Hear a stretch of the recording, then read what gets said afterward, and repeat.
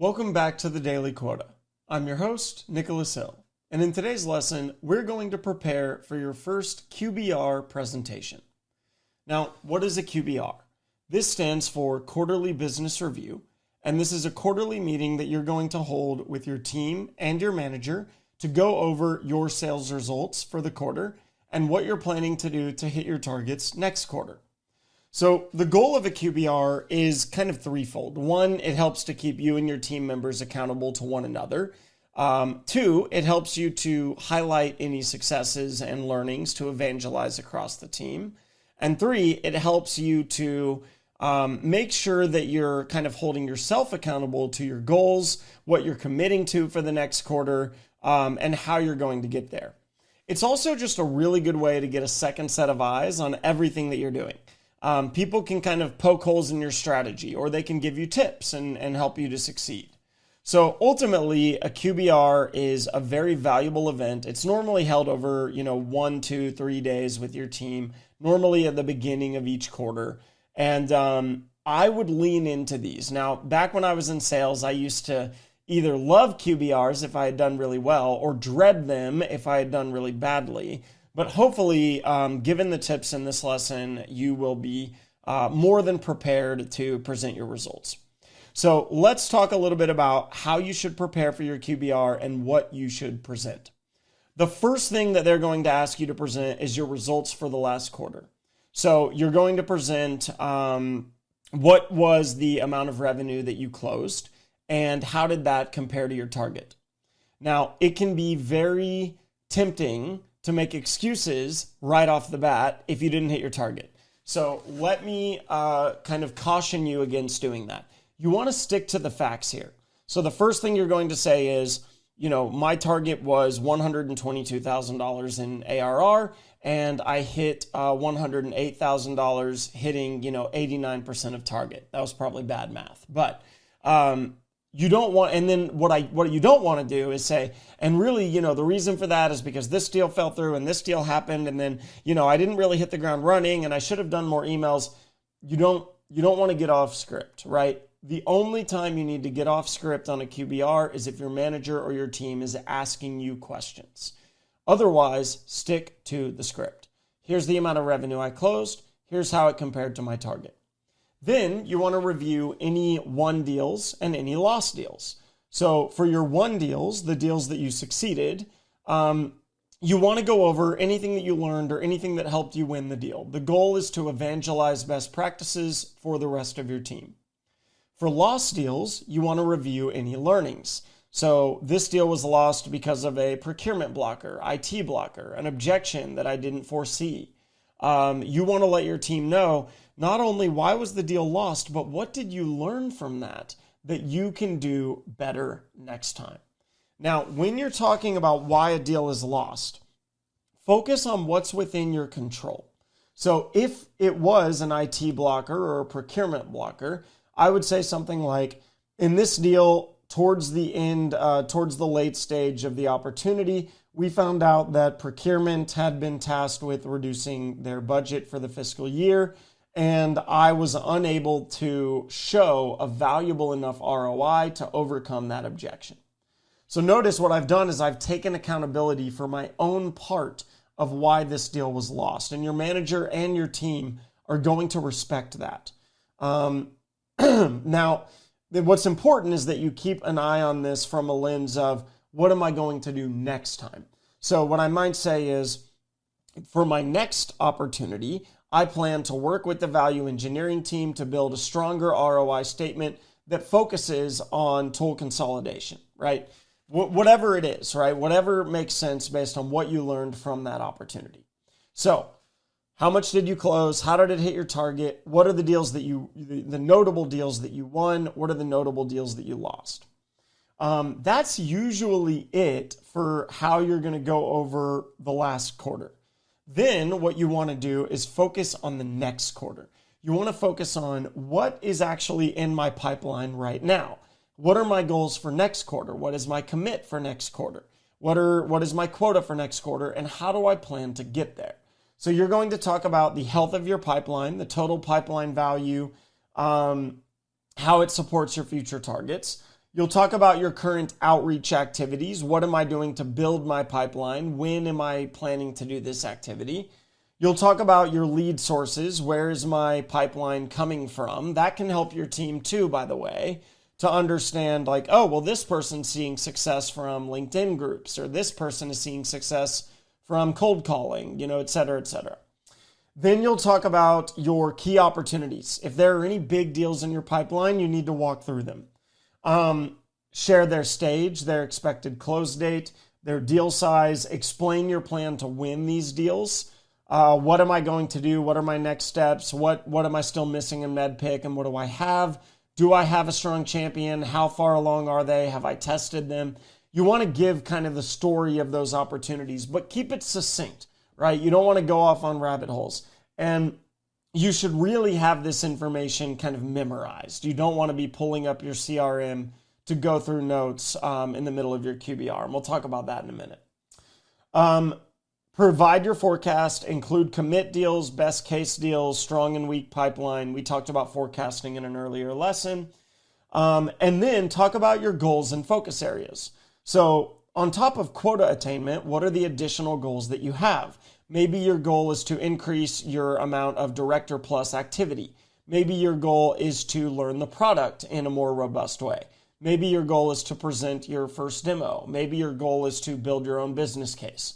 You need to be setting your own goals, and these can be career goals as well. Maybe your goal is to take on some additional projects that will benefit the team.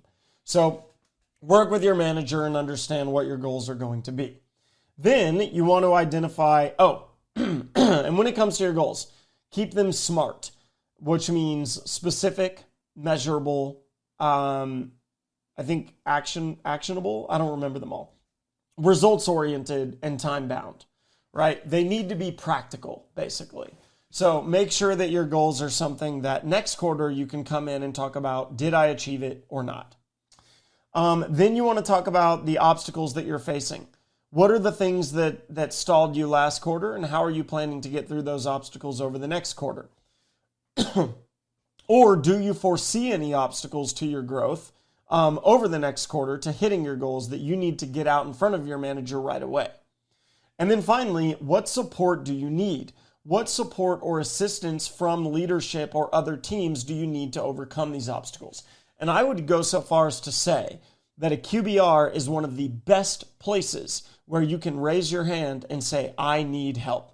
Because a lot of times, enablement teams, product marketing teams, product teams, leadership team members, they are all going to attend these QBRs. And things that you say in your QBR will also get funneled up when your leaders do their own QBRs with their leaders, all the way up the chain. So it's a really great place to raise your hand and say, I need help in these areas. So write down 2 or 3 areas where you need help and bring those to your QBR. All right. And then also any like customer feedback that you've been getting, any competitive insights that you've been gleaning. If you're seeing more of a certain competitor than you're used to, raise that. Maybe your team members are seeing the same thing, and that's a market trend that your company needs to address. Any customer feedback that you're getting over and over again, you need to raise that as well. So those are the different things that you're going to present in your QBR, and your study guide will walk you through kind of writing all of these down. But all in all, I want you to remember one thing. A QBR is your chance to show your professionalism. It is a chance for you to get in front of your team and your manager, show that you are taking this role seriously, that you are committed to driving results. And a lot of people show up and they half-ass it, and it is not the place to half-ass something. A QBR should be one of the more robust preparations you do throughout the year. And I really want you to make sure that your numbers, your calculations, your forecasts, your storytelling, all of it is succinct, it's crisp.